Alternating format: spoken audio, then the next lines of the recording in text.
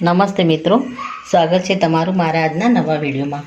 મિત્રો, આજે આપણે બનાવીશું બાજરીમાંથી એક નવી જ પ્રકારની વાનગી। તો એના માટે મેં એક વાટકી બાજરી લીધી છે। એને આપણે સારી રીતે ચાળી સાફ કરી અને એને કપડાં વડે લૂછી દીધી છે, જેથી એનામાં કંઈ પણ ડસ્ટ હોય એ ડસ્ટ આપણો બધો નીકળી જાય। તો આને સૌ પ્રથમ તો આપણે એક જાડા વાસણમાં લઈ અને ધીમા તાપે શેકી લઈશું। ત્યારબાદ આપણે ડ્રાયફ્રૂટ લેવાના છે।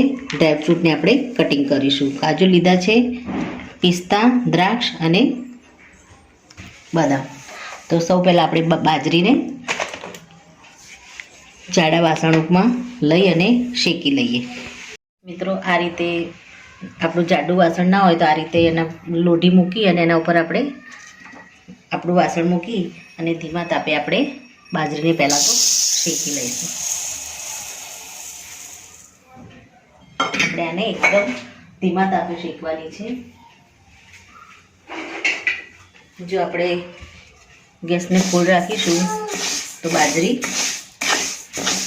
બળી જશે, એટલે આપણે પહેલાં ફૂલ રાખીશું। આપણે નીચે મૂકેલી તવી આપણી તપી જાય અને આપણું વાસણ તપી જાય ત્યાં સુધી આપણે એને ફૂલ રાખીશું। ત્યારબાદ આપણે ધીમું ગેસ કરી અને એને ધીમા તાપે શેકી લઈશું। આ રીતે સતત આપણે એને ચલાવતા રહીશું। તો મિત્રો, આપણે 10 થી 15 મિનિટ આપણે બાજરીને આ રીતે ધીમો ફાસ્ટ ગેસ કરી અને આ રીતે આપણે શેકી લેવાની છે।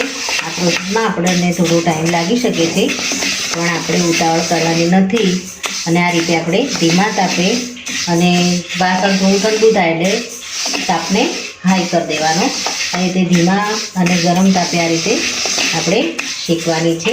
તો આપણી બાજરીનો કલર તમે જોઈ શકો છો મિત્રો, થોડો લાઇટ બ્રાઉન થઈ ગયો છે અને આપણી બાજરી એકદમ સરસ રીતે શેકાઈ ગઈ છે અને આપણું વાસણ ગરમ છે। ગેસને આપણે બંધ કરી દેવાનું છે અને થોડી વાર માટે હલાવી અને બાજરીને આપણે આ જ વાસણમાં ઠંડી થવા દઈશું। મિત્રો, આપણે ડ્રાયફ્રૂટને કટરમાં સારી રીતે કટિંગ કરી લીધા છે। હવે આપણી બાજરી પણ ઠંડી થઈ ગઈ છે। બાજરીને આપણે એક જારમાં લઈ અને એને પહેલાં તો ક્રશ કરી લઈશું। મિત્રો, તમે જોઈ શકો છો, આપણે બાજરીને શેકી અને એનો સરસ આવી રીતે જેવી રીતે આપણી બારીક સોજી એકદમ ઝીણી હોય છે એ રીતનો આપણે પાવડર કરી દીધો છે। હવે આ પાવડરને આપણે ઘીમાં શેકીશું। મિત્રો, આપણે શેકી અને જે બાજરીનો પાવડર કર્યો છે એની પણ એટલી સરસ જ સુગંધ આવે છે અને આપણે આને બનાવીશું તો એની પણ અલગ જ સુગંધ આવશે। તો આપણે સૌ પહેલાં તો વાસણમાં ઘી ઉમેરી દઈશું। તો મિત્રો, સૌ પહેલાં તો આપણે એક વાસણ મૂકી દઈશું। એમાં આપણે શુદ્ધ દેશી ઘી એડ કરીશું। આપણે મફુ કાકાનું A2 ગાયનું આપણે શુદ્ધ દેશી ઘી આમાં લઈશું। આને આપણે દેશી ઘી સાથે બનાવીશું। 3 થી 4 ચમચી આપણે ઘી લઈ લઈશું અને આમાં આપણે લોટને તો શેકી લઈશું। જરૂર પડે આપણે બીજું પણ ઘી એડ કરીશું। અત્યારે આપણે આટલા ઘીમાં બાજરીનો જે આપણે લોટ તૈયાર કર્યો છે એને આપણે આમાં શેકી દઈશું।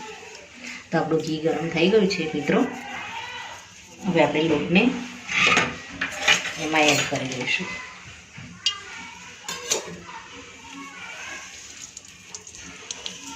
અને આપણે એકદમ બારીક લોટ નથી કર્યો, થોડો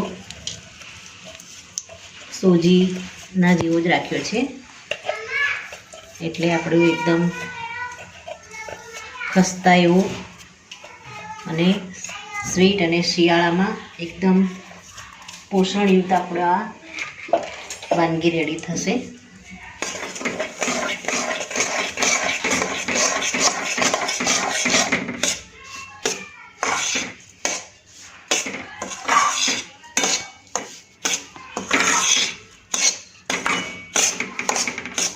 લોટને આપણે ધીમા તાપે શેકીશું।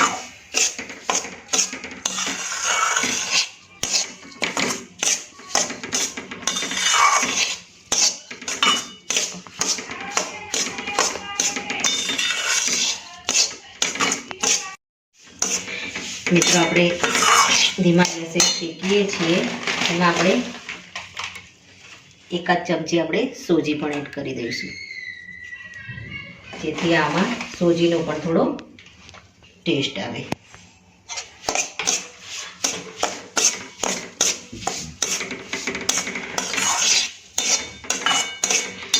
આપણે જે ડ્રાયફ્રૂટ રેડી કર્યા છે ક્રશ કરીને એને પણ આપણે આમાં એડ કરીશું.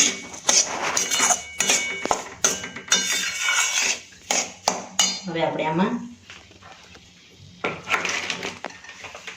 જે ગોળ આપણે કટ કરીને રાખ્યો છે, એક વાટકી આપણે બાજરી લીધી હતી, એની સામે એક વાટકીથી થોડો ઓછો આપણે ગોળ લીધો છે, એને હવે આપણે આમાં એડ કરી દઈશું અને ગોળ સાથે આપણે આને સારી રીતે થવા દઈશું.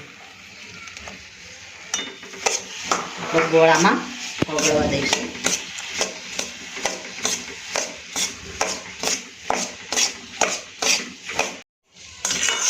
મિત્રો આપણું બાજરીનો લોટ સરસ શેકાઈ ગયો છે. આપણે આમાં હવે થોડું પાણી એડ કરી દઈશું.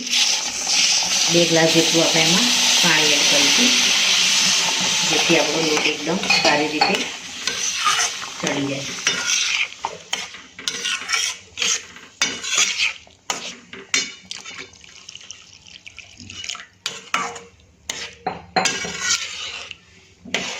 હવે આપણે આને ધીમે ધીમે આ રીતે ચલાવતા રહીશું. બાજરીમાં બધું જ પાણી આપણું આ એકદમ આપણી બાજરી પી લે, ત્યારબાદ ગેસને આપણે ધીમો કરીશું અને ધીમા ગેસે ચલાવીશું. અત્યારે આપણે હાઈ ગેસ ઉપર જ આને ચલાવીશું. મિત્રો આપણે બાજરીમાં બધું જ પાણી ઓબ્ઝર્વ થઈ ગયું છે. હવે આપણે ઢાંકી અને 2 થી 3 મિનિટ આને થવા દઈશું. ઢાંકી અને આને ધીમા તાપે આપણે થવા મૂકીશું. ત્યારબાદ આપણે ઉપરથી ગોળ અને જે ડ્રાયફ્રૂટ આપણે ક્રશ કરીને રાખ્યા છે એને આપણે આમાં એડ કરીશું. મિત્રો હવે આપણે ચેક કરી લઈશું. હવે આપણે ઉપર આજે ગોળ થોડો બાકી રાખ્યો હતો એને આપણે આમાં એડ કરી દઈશું.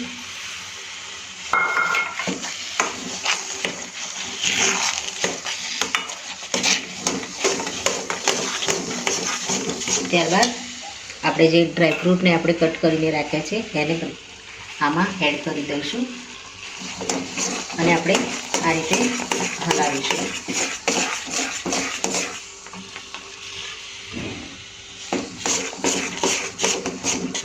જેથી કરીને નીચે ચોંટી ન જાય.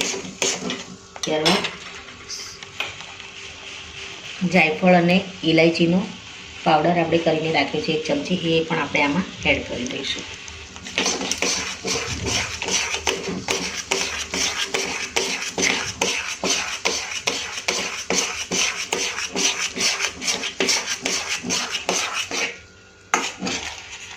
થોડું આપણે આને હલાવીશું આ રીતે, થોડું ઠીક થાય એટલે આપણે આને થાળીમાં લઈ લઈશું. ઉપરથી આપણે ઘી એડ કરીશું થોડું.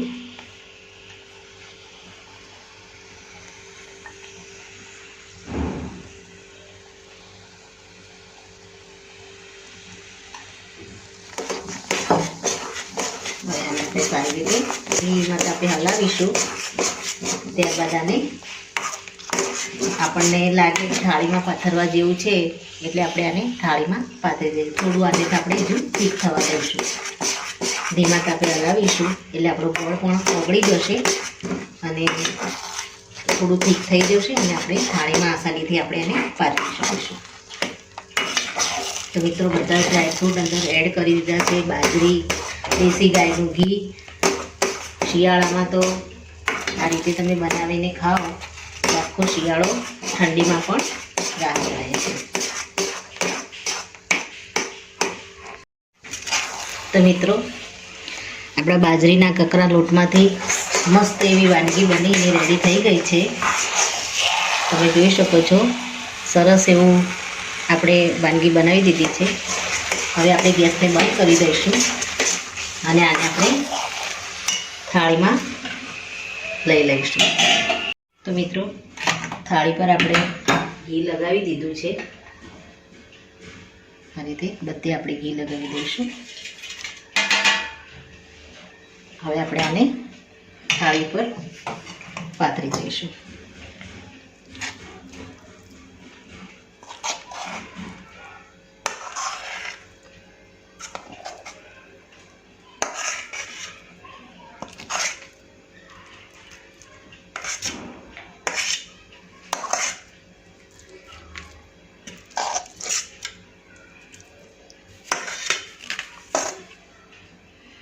ઉપર આપણે સારી રીતે સ્પ્રેડ કરી દઈશું થાળી ઉપર.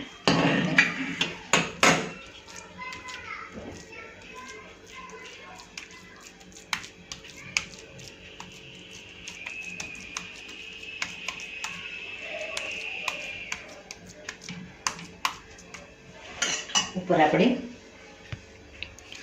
તલ લીધા છે, એને આપણે આની ઉપર ડ્રાયફ્રૂટ તો આપણે અંદર પાવડર કરીને એડ કર્યો છે. આને ઉપર આપણે તલ એડ કરી દઈશું.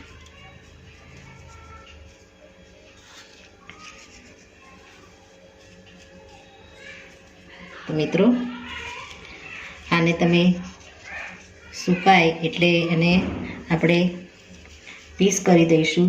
અને એમ પણ ગરમ ગરમ તમારે ખાવી હોય તો પણ શીરાની જેમ તમે ખાઈ શકો છો. તો મિત્રો હવે આપણે આને ઠંડી થવા દઈશું. તો મિત્રો આપણી થાળી ઠંડી થઈ ગઈ છે. હવે આપણે આના પીસ કટ કરી લઈશું.